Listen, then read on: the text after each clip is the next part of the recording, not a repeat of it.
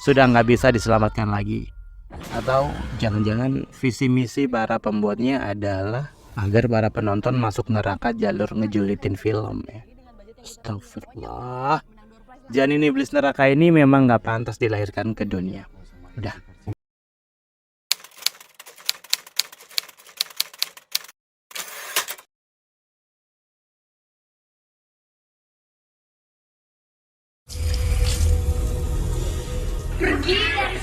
Salam sinema, sahabat sinemalogi. Janin Iblis Neraka adalah film horor yang disutradarai Joko Nugroho. Film ini dibintangi Samuel Rizal, Alia Faiza, Yama Carlos, Oce Permatasari, Birgi Putri, dan lain-lain. Film Janin Iblis Neraka bercerita tentang pasutri baru. Randika diperankan Samuel Rizal dan Ranti diperankan Alia Faiza. Di rumah baru mereka, Ranti dihantui arwah para perempuan hamil yang memintanya pergi dari sana.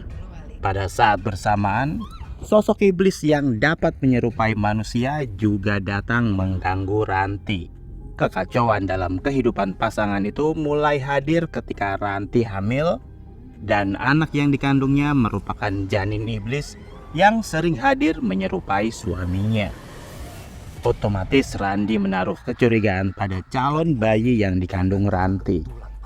Kehadiran sosok makhluk astral yang ingin memiliki keturunan ini dibantu oleh antek-anteknya yang berwujud manusia. Mereka bekerja sama merusak keharmonisan Randika dan Ranti. Kalian bisa membantu kami dengan klik tombol Super Thanks di bawah video. Kami akan sangat berterima kasih atas berapapun nominal saweran yang kami terima. Film Janin Iblis Neraka dikelompokkan ketontonan untuk 17 tahun ke atas oleh lembaga sensor film. Karena film ini juga memasukkan adegan dewasa. Sah-sah saja sebagai kebutuhan cerita. Hanya saja tanggung dan kurang masuk. Terlihat canggung padahal di ceritanya adegan ini terbilang kasar dan penuh nafsu. Namun eksekusinya cuman sebatas flirting yang biasa aja. Tidak ada yang terkesan sama sekali di film ini kecuali adegan ranjangnya saja.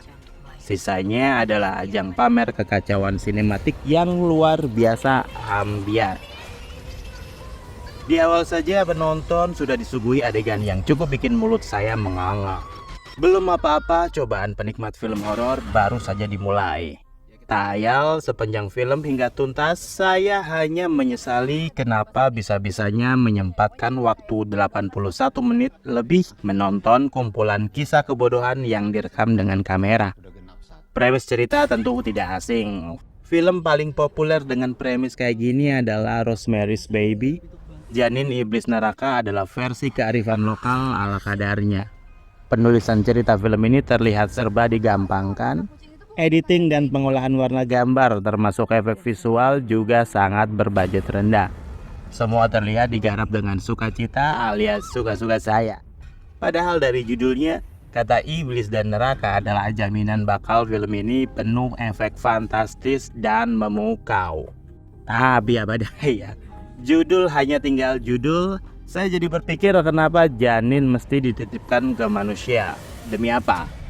Apakah produk blasteran iblis manusia ini merupakan bibit unggul? Saya masih kurang bisa nerima dengan cara iblis yang suka aneh-aneh kayak gitu. Kalau sekedar nitip yang kemudian diambil lagi ya rasa-rasanya itu iblis kurang kerjaan sih. Lebih miris lagi sang iblis nggak pernah berhasil dengan misi gilanya itu. Sosok iblis yang dimunculkan pun sebatas siluet dengan asap-asap hitam menyala-nyala, sebuah cara paling simpel untuk menampilkan wujud iblis secara murah meriah. Jadi nggak perlu mewujudkan karakter iblis manusia berkepala kambing atau monster besar berbulu lebat dengan taring panjang dan mata menyala-nyala. Karena Janin Iblis Neraka adalah film hebat, jadi nggak perlu budget berlebihan, cukup dihitemin dan dikasih efek asap hitam, jadi deh. Segampang itu. Kalau pemain manusianya juga amazing banget aktingnya. Jangan ditanya soal Samuel Rizal, Yama Carlos, dan pemain lain di film ini. Tak ada yang berhasil membuat saya kagum dengan kualitas aktingnya. Bahkan film ini terasa terpaksa banget menyumpelkan banyak pemain dengan tujuan memanjang-manjangkan durasi. Padahal mereka tidak menambah bobot cerita. Tapi dari awal ceritanya memang tidak berbobot sih. Terlalu banyak menggunakan unsur serba kebetulan. Selain adegan ranjangnya, film ini juga sempat beberapa kali bikin saya jatuh cinta.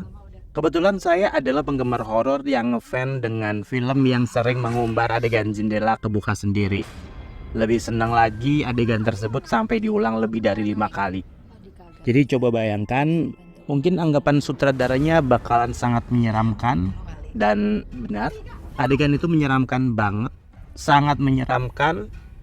Jump scare di film ini banyak yang kurang efektif dan malah bikin terlihat konyol. Aktivitas poltergeist pun tidak ada gregetnya sama sekali, cenderung menyedihkan. Bentuk rumah baru pasangan tersebut juga tidak terlalu nempel di hati, seringnya menyorot bagian luar rumah dan kamar tidur saja. Padahal rumah sendiri bisa menjadi medium untuk menakut-nakuti penonton. Hal tersebut tidak terjadi di film ini.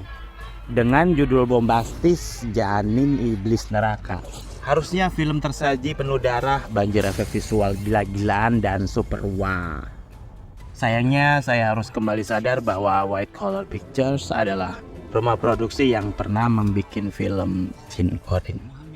Jin Korin, filmnya sudah pernah kami review, jadi memang nggak perlu berekspektasi tinggi. Biarlah Janin Iblis Neraka bagus di mata penggemarnya. Tapi tahu nggak sih kalian bahwa judul Janin Iblis Neraka kalau disingkat jadi JIN, Jin.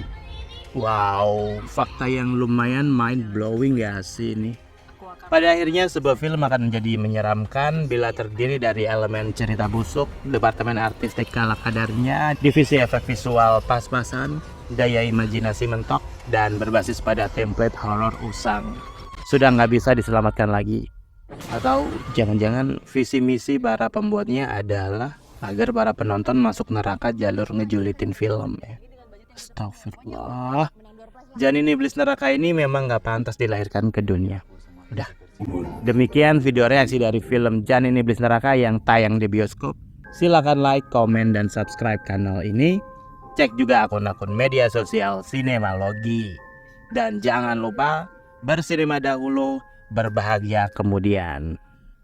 Kayaknya gak bahagia sih kalau film ini. Udah lah ya.